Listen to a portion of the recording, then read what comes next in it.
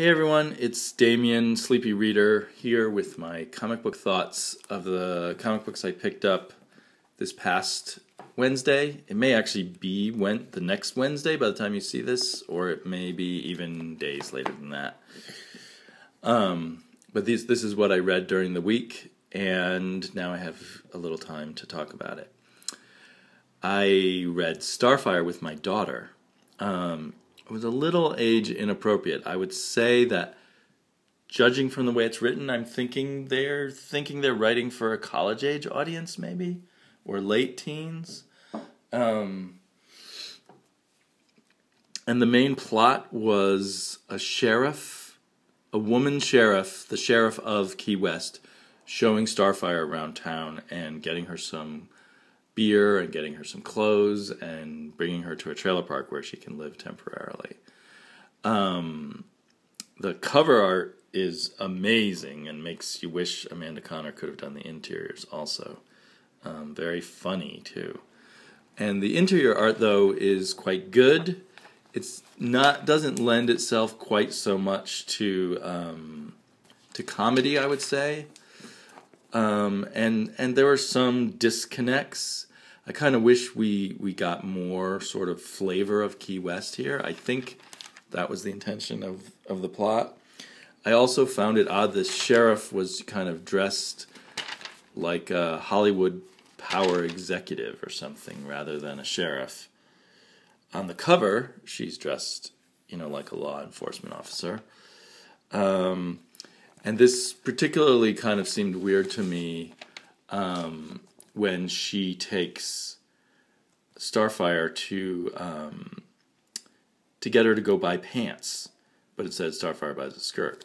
Well, look how she's dressed. I mean, it was just a little odd, and it made me wonder if that was the choice of the artist who wasn't paying as close attention or doesn't understand as much about what Key West might be like, or maybe I'm not understanding what Key West would be like. I have been to Key West a long time ago. It was a lot of fun. It was an endless party. So I guess it makes sense, sort of, that the sheriff would take Starfire for a beer. That was the hardest part to explain to my daughter, why Starfire would be drinking beer. Why anyone would be drinking beer. Why these two guys who look like boys would be drinking beer. All with the sheriff there with them. But anyway, it was a fun to read issue. I liked the humorous chapter titles. I like the basic setup of the story. I hope that they will continue to at least have some issues that are more about the regular world colliding with Starfire, and that they don't focus too much on superhero action. So in that way, I really appreciated the way this issue was set up. Yeah. So we'll definitely get the next issue and see if that's okay to read with my daughter too. The rest of these I did not read with my daughter. Some of them were very violent. Batman 41 is not that violent. Not that horrific by Scott Snyder's standards.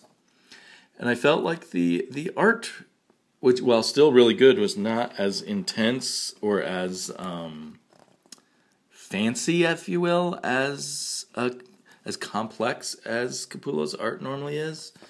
Less of the really fancy angles, less of the fancy layouts.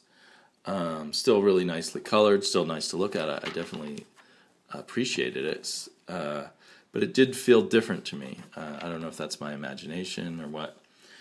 What I couldn't buy into was the way they had Gordon make his decision to become the new Iron Man Batman. Was unconvincing. It just really did not work for me. However, I did enjoy Gordon's inner monologue once he is playing at Batman, and how, he's saying to himself, be Batman, or have bat thoughts, and things like that. I thought that was really cool. I liked some of the other touches, like how the armor could, change its coloration to give you different versions of Batman. There's that part. That was kind of cool. if you had to do something with these ads, this was actually kind of a good sequence to have over the ads. There's the revelation at the end, which I thought they would wait longer for that. There's this villain here. I've forgotten his name already. He seemed like a very generic comic book villain, which is a little surprising in Snyder's Batman. But I guess he's just there as kind of a prop to tell the rest of the story. Ads. Yeah, there's Gordon. How many weeks was that after he made his decision to become Batman?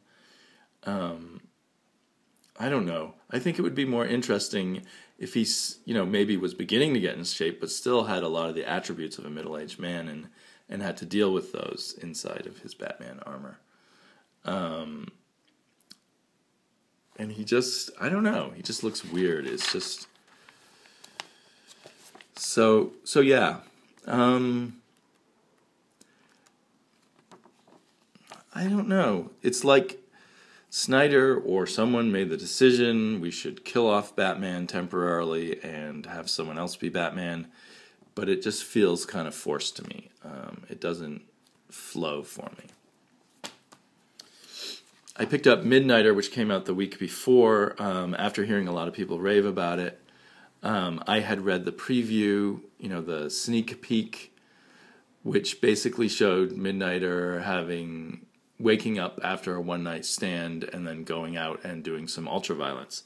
So I was kind of unimpressed by that, but everyone said this was good, and the art by ACO was marvelous, and there are a lot of interesting plot elements about Midnighter. I thought it was cool that when he's out on a date with a young man, he's completely upfront about the fact that he is Midnighter. He's a superhero. He's not anything else. That makes him kind of a fun character. And so I'm a little torn, though, with the writing. I feel like there's stuff that... It's been a while now since I read it, but I came away with the feel... Look at how cool this art is, though. Came away with feeling that the writer kind of jumps around and doesn't explain things in ways that I like. And I remembered that the only other time I've ever read something written by, not Joe Orlando, what's his, something Orlando, where's the credits? Don't you love it when you have to search the comic for the credits? At the end, I don't know where the credits are. Anyway, this Orlando fellow, who I've heard someone say was Steve Orlando, was gay, so maybe they gave him the job because he was gay, but he wrote an Image comic, a miniseries. Oh, I can't even remember what it was called. It was about these underwater people during the prehistoric era. And it was written in a very confusing fashion, with marvelous art. And so I had a bit of a flashback to that experience, and I'm worried, will it clear things up, or will it remain kind of disjointed with a lot of stuff unexplained forever, the way it was in Steve Orlando's other comic book? But I think I'll give it at least another issue's try. In the sneak preview, they showed him sleeping with a man. In this, they have a lot of stuff about him having a date, and then sleeping with the man, and then the morning after. And it's kind of like I'm thinking, it's all well and good, but are we, because he's a gay character, going to have to see him sleep with a man in every issue? Hey, look, he's gay. Hey, look, he's gay. Hey, look, he's gay. I don't know. Maybe I'm just being paranoid. So, yeah. Fantastic art. Interesting story. Same could be said with Crossed 100. This issue, this is, the series taking place 100 years after the main Crossed comic books, which I've never read, written by Alan Moore. As human, non-infected civilization is trying to rebuild itself. written in this really difficult to read future speak. I opsied the infected nests. I kicked the sweep with the slims. That's what you got to read. Every single thing here. So anyway, this is issue 5, and finally, the plot is starting to come together. But I think issue 6 is going to be Alan Moore's last issue. The plot MacGuffin, now that we learn it, is quite clever, involving what happened to someone who was already a torturer, serial killer before the infection comes along, and how he has his own bizarre plan for rebuilding civilization. I won't go into it any further than that. Just in case you want to read more, read this someday in trade. But yeah, it was a clever little twist. I don't know if anyone else, in Crossed has already covered this ground. Not the future part, but the part about, what happens to a serial killer when this infection turns everyone into a serial killer. And there were moments that felt very weird where like they were killing some of the infected people, but now you're starting to wonder if the infected people have their own civilization and their own culture. So there was a lot more tension and frisson in this issue. And it brought together little pieces of stuff that we learned in the previous 4 issues. So in that way, it was nice. It almost feels weird when you've kind of gone along with this slow-moving story that seems to be more about daily life and stuff. And then suddenly you're plunged into a high-tension plot by the end of this issue. But I'm looking forward to issue 6. I've learned to live with the strange future speak. I'm still not totally convinced by it. And I love this artist now. I kind of, Gabriel Andrade, kind of wish he would do some work for some other comic book company other than Avatar. It'd be nice to see him on a more normal, so to speak, Image book or like a Dark Horse book. Really beautifully colored too. I think by like just a coloring company, Digicore Studios coloring, but they do a good job. Okay, now all the rest are Image books. Saga was a good issue, but not, I think partially because we're just used to Saga and it has a certain rhythm to it. Maybe it's time to change things up. They did slow down for a while, but maybe some all-new direction is needed. Although, on the other hand, if it's not broke, why fix it, right? I mean, so many people have loved Saga and the way they do things. This does have one of the more memorable, shocking, not for work, not for around young people kind of scene.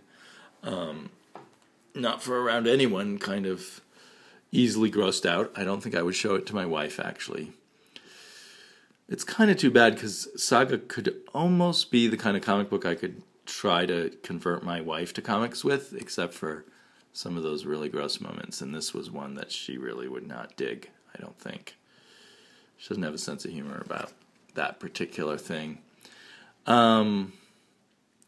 So anyway, I'm still enjoying it a lot, but it kind of epitomizes the week of good comics, but just not ones that totally changed, made me go, wowie zowie comics, which many weeks that happens to me.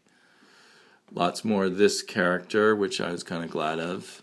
He's kind of the new steal the show character after Lion Cat, now that we're used to Lion Cat. Fantastic art, everything like that. Not such a good cover, in my opinion. Descender.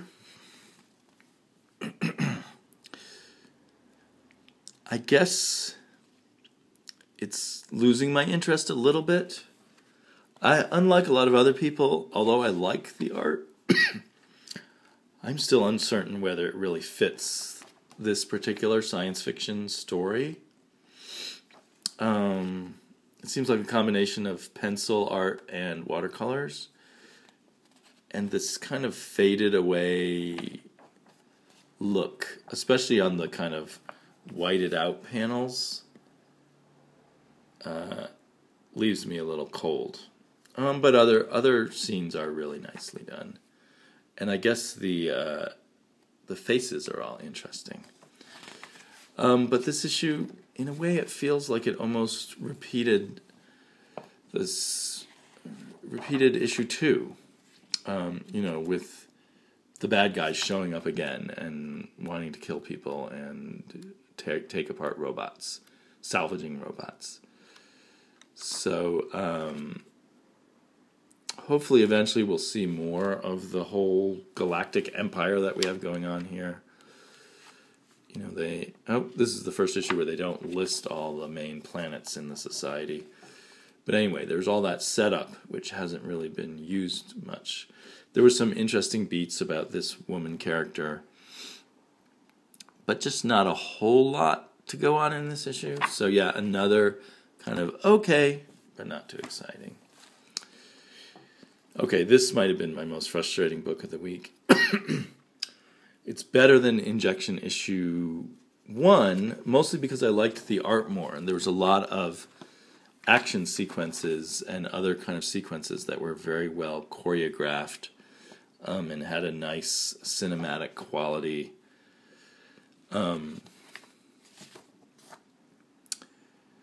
But I was confused almost nonstop. Even confused about what cities people were in. This guy was in Manhattan. He's talking to this person in Paris. And as far as I can tell, we then see that person go into a bar or restaurant in Paris. And then the guy he was just talking to on the phone in New York shows up in Paris, I think. And then, for whatever reason, this guy is like a super spy assassin for reasons we don't know. I mean, the ultra-violence action was done extremely well. And I appreciated the coloring we saw a lot more than in the first issue. I mean, the coloring we see by Jordi Belair, the girlfriend partner of artist Declan Shalvey. So yeah, but I still can't put it all together. There's no character to latch onto or feel sympathy for, except for the woman who wants a sandwich, I suppose. You're kind of like, when's she going to get her sandwich? It's the running gag, and kind of cool how they show this other sandwich here. But yeah, so I guess there was more sequences you could follow, but it still was all disjointed. Love that cover, too, though. So I'll give this some more issues. Black Science I loved Black Science for, I don't know, the first 8 or 10 issues. It's slowly slipping away from me. Not completely slipping away, but slowly becoming less exciting to me, and I'm a little frustrated by the I don't know if it's the art or the pace of the story, but I can't always focus on who's who, and there's just a little fuzziness around the edges that don't take enough time to really totally bring everything into focus, if that makes sense. I mean, I pretty much understand everything that's going on. And they kill off another character who I was just beginning to like, which is kind of the thing to do, right? And maybe he'll be brought back through the multiverse. The onion of the universes here. I don't know, is the art harder to parse partially because of the new colorist? So yeah. Yeah, that's all I have to say. Black Science was interesting, but didn't fully grip me. Birthright's still one of my favorite series. I think this was not... This was an issue leading up to other stuff. It was perfectly good. And hopefully that other stuff that it's leading up to will be even more cool. And we slowly get, more and more revealed about the magic world of Terranos and its connections to our world of Earth. So yeah, good stuff. Okay. Talk about, trouble understanding Injection.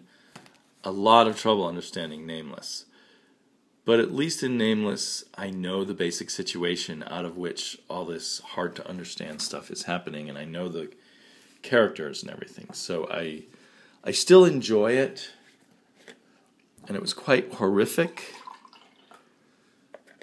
But I think the jury's out as to whether it's just a mess in progress or will become fully realized as it goes forward. This issue was extremely just disjointed and jumping around a lot. And you really don't know where reality lies and where illusion. The mix of reality and illusion is very confusing, although clearly a lot of this is illusion. And I'm not even clear inside whose head we are all the time. I assumed we were inside Nameless's head, but then it seems like maybe we're inside this woman's head who's the daughter of like the Steve Jobs like billionaire who's leading the expedition. And are they dead and on the strange asteroid or out floating? I don't know. I'm just confused. But fantastic art, and it still could all really pan out. A really gross last page. Not as gross as last issue, but maybe more disturbing in a way. Closer to a kind of to the Crossed kind of thing. And I kind of asked my daughter wanted to look at Injection, and I had to tell her, well, there's a lot of killing in it. And she was very upset and didn't want to look in it, of course. And I'm glad she didn't want to. But there's a lot of extreme violence, particularly in Nameless and in Crossed. But as indicated, even Injection had a lot of violence in it. Birthright, not a huge amount of gore in this issue, but there's going to be a lot, has been and will be probably even more violence in Birthright. Saga has its share of disturbing stuff. I don't know, I'm kind of wanting more less violent material. So we'll see. I can't see dropping any of these books, but I just wish there was a little less violence. Like in Injection, we have this choreographed, detailed murder of 3 people. Now it kind of has the ring of something we see in a spy movie or something. So on that level, we kind of accept it. But we don't yet know the reason for any of this violence. We don't know whether to sympathize with the secret agent killing all these people, or whether he's just a killer who's unnecessarily killing people, because that's what his agency does or something. And so it played out for me in this issue, and it probably will change with later issues, but it played out for me as just violence for its own sake, because I had no stake in it. I was given no reason why the violence was to happen. I was just supposed to be excited by how well choreographed and cool it all looked. And maybe I'm just feeling tired of... it seems it's exciting to do a lot of violence and horrify people and stuff, but is it too easy? Is it too much of a fallback in comics right now? Anyway, talk to you all later. Bye-bye.